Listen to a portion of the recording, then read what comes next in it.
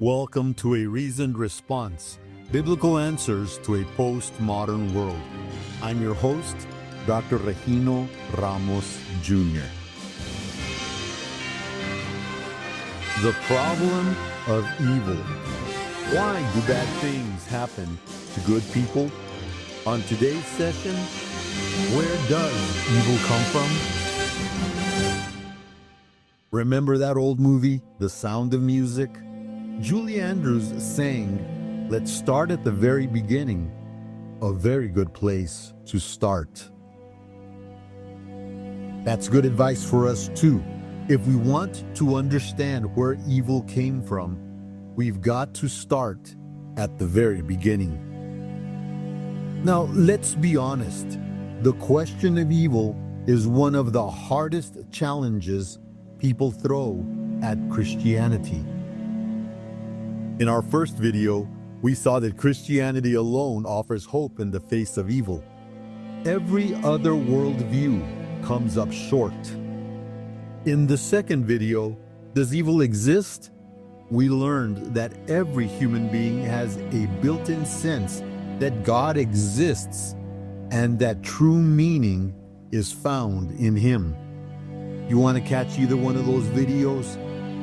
The link is in the description.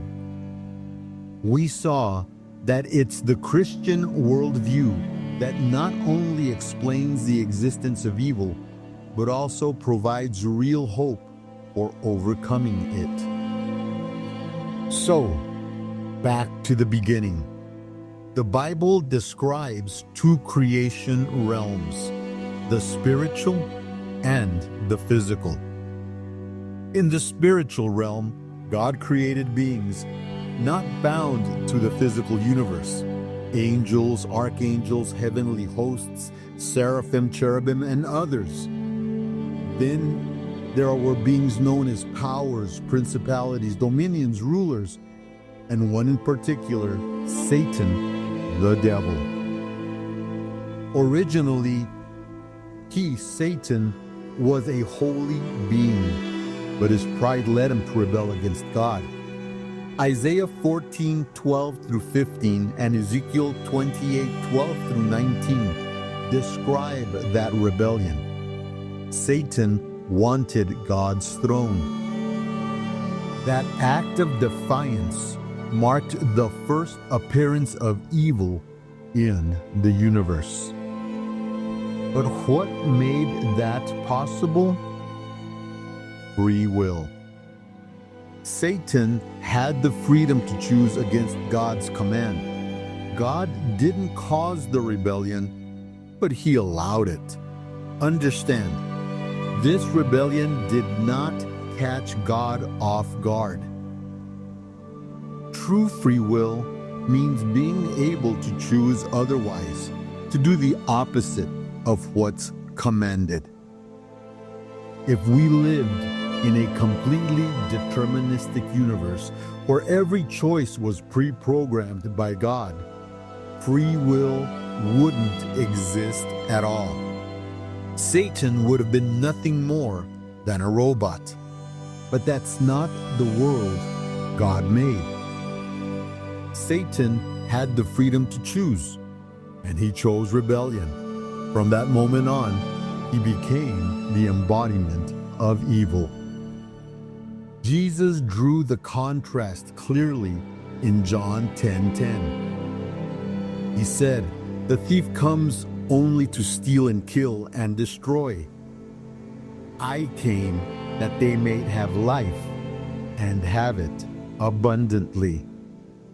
From the moment of this fall, Satan's purpose has been exactly that: to destroy everything God created, both spiritual and physical. Then comes the second creation event, the physical world.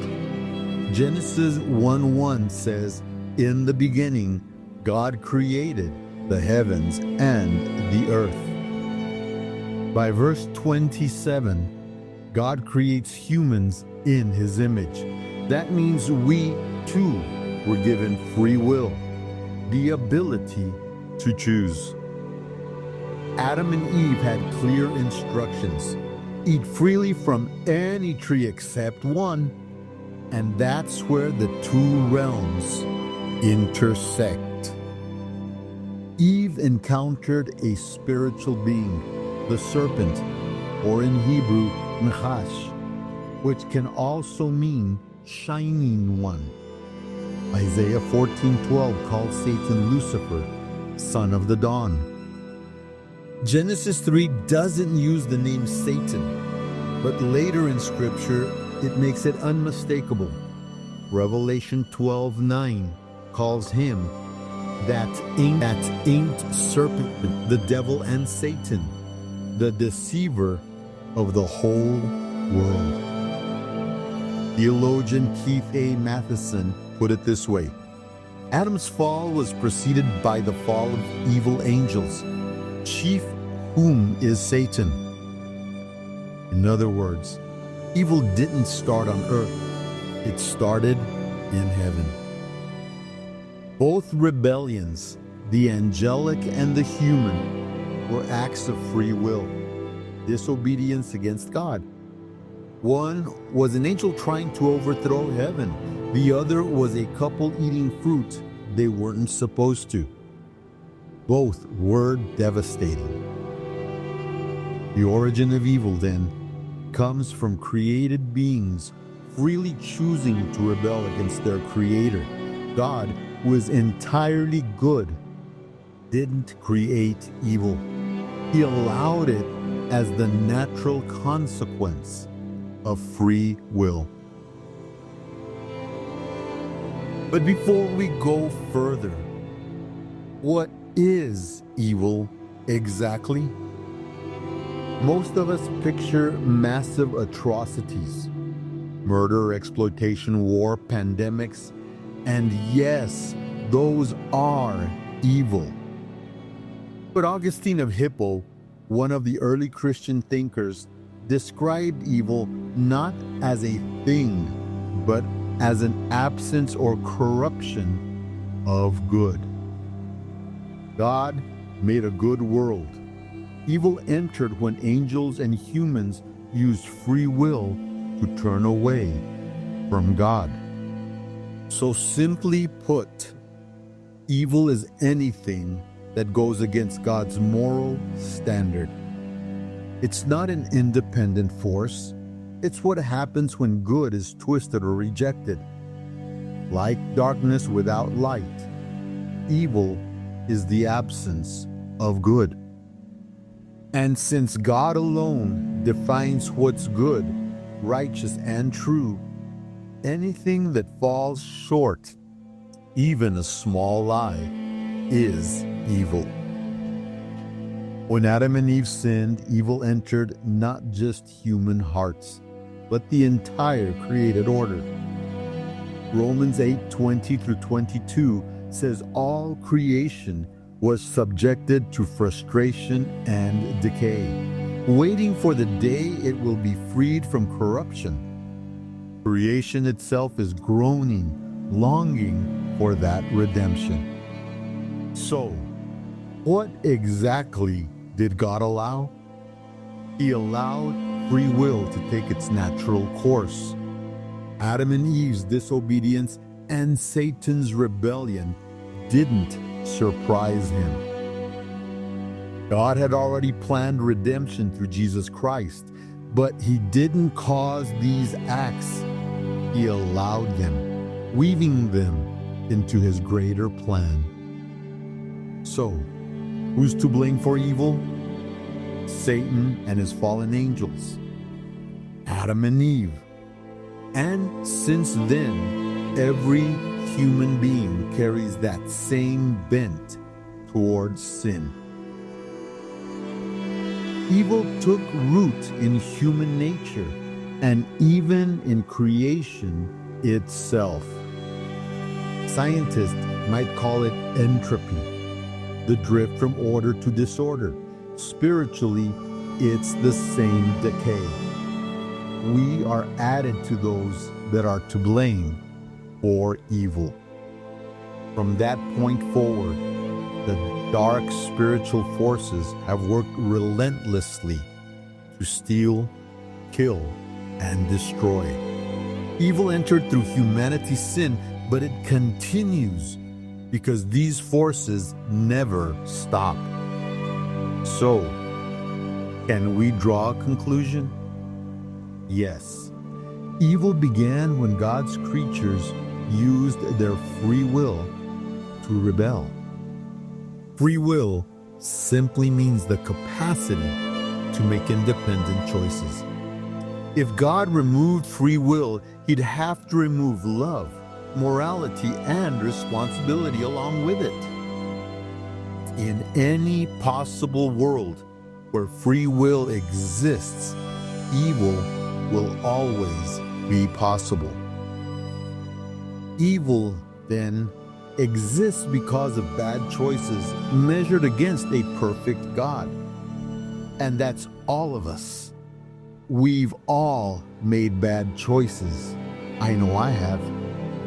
In my 40s, I had 2 heart surgeries because of clogged arteries. My own doing. Every day after work, I'd eat pork rinds smothered in hot sauce. Not exactly criminal, but still destructive. My actions were bad choices with real consequences. And I guess we can call it evil. That's what evil does. It damages, distorts, and destroys. Not just us, but everyone around us. Isaiah 5:20 says this: "Woe to those who call evil good and good evil, who put darkness for light and light for darkness, who put bitter for sweet and sweet for bitter." The problem is we've learned to live with evil. We redefine it. We downplay it. We reserve the word evil only for the most horrific acts and call everything else mistakes or bad decisions. Some even distance themselves by calling them accidents, and thereby removing any responsibility for their actions, their outcomes. We've started calling evil good and good evil.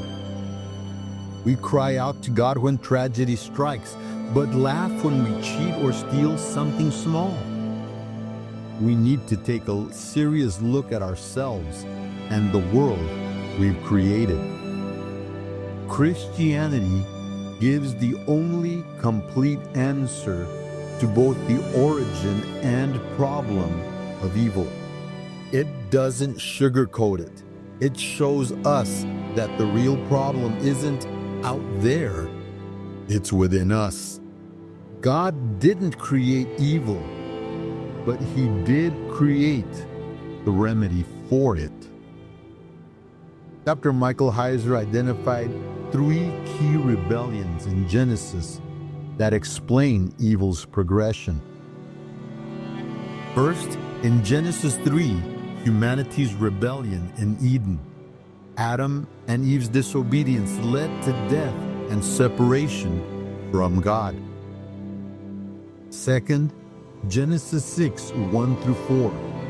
Spiritual beings corrupted humanity, spreading violence and sin across the earth. Third, Genesis 11. At Babel, humanity again rebelled, trying to ascend to divine status. God scattered and disinherited the nations. But through Jesus' death and resurrection, every one of these rebellions is reversed. He restores God's presence and the promise of immortality, undoing Eden. He defeats spiritual corruption, undoing Genesis chapter 6. And He reclaims the nations through the gospel, undoing Babel. The day of the Lord. 2 Peter 3, 1-14. It all points to the coming day of the Lord when Christ will finally destroy every force of evil and restore harmony between the spiritual and physical worlds. Until that day, we still wrestle with evil, both around us and within us. But believers have something powerful, the Holy Spirit, inside of us. Do not be overcome by evil, but overcome evil with good. Romans 12:21. He guides, strengthens, and comforts us. We're not left helpless. Through the Spirit, we can stand firm and live faithfully, even when evil presses in. This has been a reasoned response, biblical answers to a postmodern world, with your host, Dr. Regino Ramos Jr. There are 4 things you could do to help me out. Number 1, subscribe to this channel so you can get updates when new videos are going out. Number 2, give this video a like to help with the algorithm. Number 3, write a comment or ask a question. I would love to hear from you. Number 4, share this content on social media with your church members or your friends that need to hear the message of Christ. Visit me at www.youtube.com/Dr. Regino Ramos Jr. There you'll find more videos. Most are in Spanish, but we have a growing number in English.